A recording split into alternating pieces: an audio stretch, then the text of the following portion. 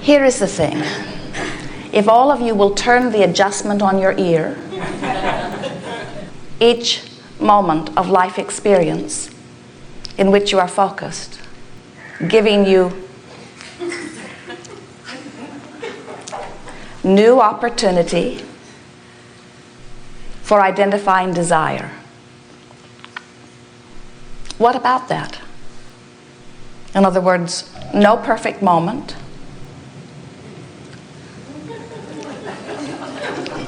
No moment in which everything is exactly as you want it to be.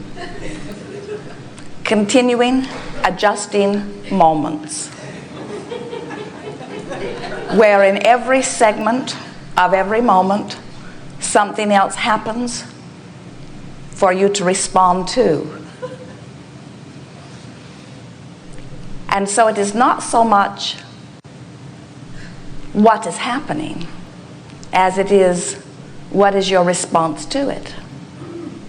In other words, if you are waiting for the perfect moment in time where everything is just as you need it to be for your world to be a perfect world, then there will undoubtedly be some frantic adjustment, some frustration. But if instead you hold the knowing that all is well anyway, and nothing matters really very much anyway, and that one way or another you'll get it molded into something that works for you, so that the platform of your experience is one that says all really is well, and perfection is an illusion, but new desire is an inevitable result of contrasting life experience. And when you begin to realize that in every imperfect moment, and they all are, because we are eternal, in every imperfect moment comes the new clarifying preference. And as the new clarifying preference is born, and you do not stay doggedly focused on what has given birth to the preference, but instead you adjust and relax into the idea of what you have concluded that you prefer, it is amazing how quickly universal resources come round to accommodate you in your new desire.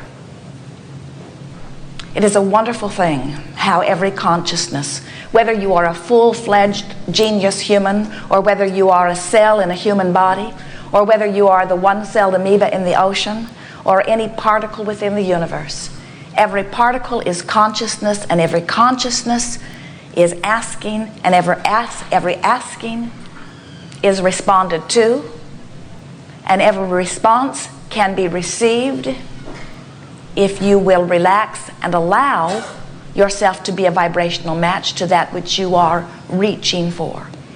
Most of you have heard that on many occasions from us.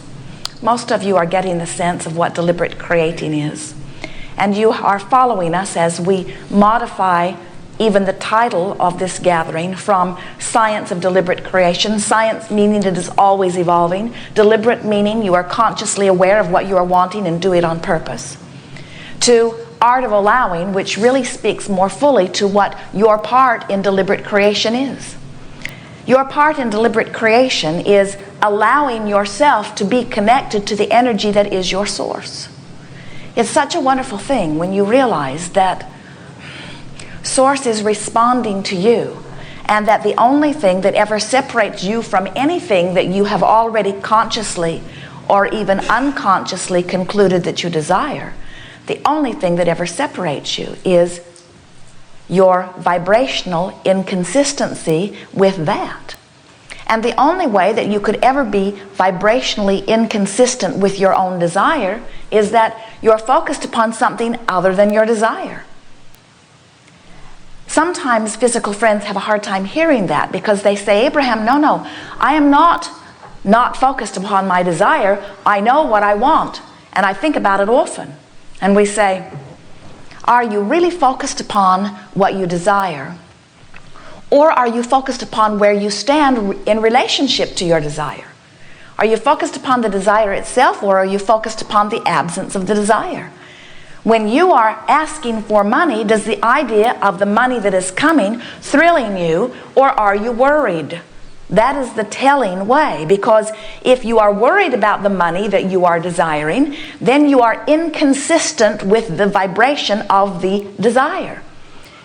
If you are worried about your health, then you are inconsistent with the vibration of your desire. If you are worried about your relationship or unhappy about anything, then you are inconsistent with the vibration of your desire. So as you begin to realize that the way you feel is your indicator of your consistency or inconsistency with your desire, of your allowing or your resistance to your desire, of your connection or your less than connection with your energy of source. So when we talk about allowing, the first place you have to start is with the premise that the only thing that flows is well-being, and I will allow it.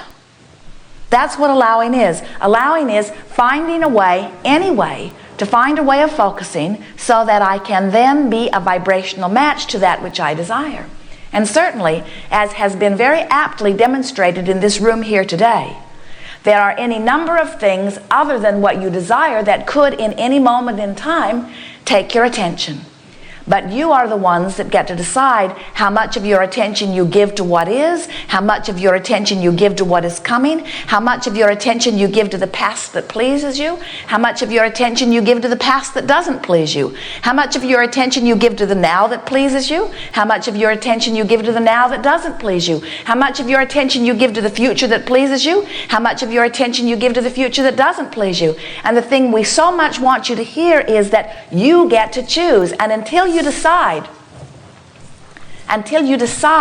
that you get to choose, until you decide that you are going to choose, until you say, I am determined to feel good, which means I am determined, whether I am perusing past, present, or future, I am determined to be a consistent vibrational match to the energy of my source and to the energy of my desire, which means I want to feel good. It means even more than that. I'm going to feel good. It means I'm going to go to any length. I'm going to practice good thoughts until they are so active in my vibration that law of attraction becomes my very best friend. Because when you take the time, and it doesn't take much time, to focus upon something that feels good, and you sort of milk it, you stay there until you don't just sort of feel good, you really feel good. You stay there not just because you're trying to fulfill Abraham's request for finding 17 seconds that feel good, but you stay there because it feels so good to feel good. It feels so natural to feel good. And as you begin to practice thoughts that feel good and make the conscious association between those that do and those that don't, and the deliberate determination to gravitate more and more to those that feel good, what happens is you begin to activate within yourself a vibration that matches consistently the vibration of your source. And then law of attraction only delivers to you those things that are a vibrational match to that. That's why the better it gets, the better it gets, the better it gets. It's also why the worse it gets, the worse it gets, the worse it gets. You saw, we focused only minuscule, only briefly upon something troubling. And did you ever see anything in your life? You open a vortex where you focus upon something unwanted, and law of attraction will amplify that again and again and again and again. The good news is that in any moment you can turn your attention to something that feels better. And the key is you must make a decision. I'm going to turn my attention before the conditions change. Because if you need the conditions to change before you turn your attention, the conditions usually get much worse before they get better. If you say, I will turn my attention anyway, because the way I feel is in response to what I've turned my attention to, and there is always a myriad of choices that I could turn my attention to, now you are a deliberate creator. If you are observing the condition of your environment and having an emotional response to it, you are a regurgitator of life experience. You are an observer and a responder to. You are creating by default. You are not doing it by deliberate intent, and you are certainly not using the guidance system that you were born with. The guidance system that you were born with is really predicated upon your understanding that it is good to feel good. And sometimes that's a hard hurdle to jump when you've been trained in an environment that says good doesn't mean good. Good means moving towards something that ultimately you don't want. It is really a screwy thing how so many of our physical human friends have come to a clear decision that if it feels good, it probably isn't, and if it's painful, it will probably lead to good. And you've really got carried away in that story. You even teach one another in large masses globally that the worse you feel while you are physically focused, the better you will feel when you're dead. And we say clearly, no one here saying that is speaking from the perspective of dead. We are. We are as dead as it gets. And we are here to tell you that you cannot have a happy ending to an unhappy journey. But that this journey is much longer and much bigger and much better feeling than the physical glimpse sometimes tells you. And what we mean by that is, even if you were to pinch yourself off substantially from the joy that is your natural resource, many of the days of your physical experience, it is our promise to you that in the moment of your reemergence into non-physical, you will rejoin the energy of pure positive. And so, there is no ending to our journey, but it is a joy-based journey. And the physical glimpse is small in relationship to the totality of that which we are all about. And we want to clarify that a little bit, because that could bring forth a little confusion to those who are really listening to us here today. You are much more than you see in these physical bodies. You are source energy. You are very old, very wise energy, and you have enjoyed many experiences. So this source that is you, that is pouring through this physical personality, is pure positive energy and is joyful in all moments. This is the energy of eagerness and of anticipation and of love and appreciation. This is the basis of that which you are. And so, as this energy pours to you and through you, it has that experience. The Abraham that is within you, the God that is within you, has the experience of joy no matter what experience you are having. The energy of source, as it pours through a sick body, is not having the experience of sickness. The energy of source that pours through a body that is experiencing poverty or trauma is not having that poverty or trauma experience. And the reason that we are here expressing to you in the way that we are is because we would like very much if you could join us in the joyful experience that you provide.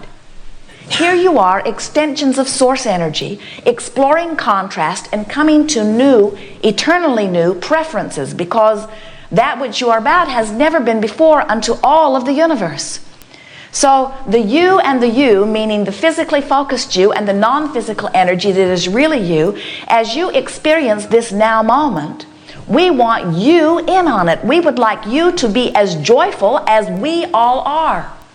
So when you feel those thrill bumps rippling through you, that is a confirmation of a thought that you have found that perfectly matches the frequency of your source. That means you're in alignment. When you feel joyful, you're in alignment. When you feel passion, you're in alignment. When you are frolicking and romping, when you are having those sensual, delicious experiences, you are extensions of source energy.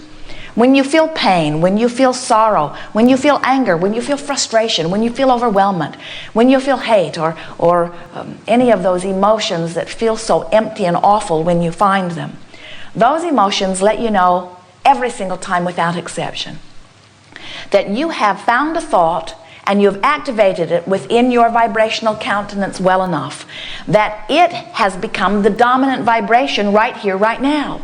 And in that moment of choosing a dominant vibration that's really off signal from your source, you feel the separation from your source. Separation is too strong a word, but you get the point.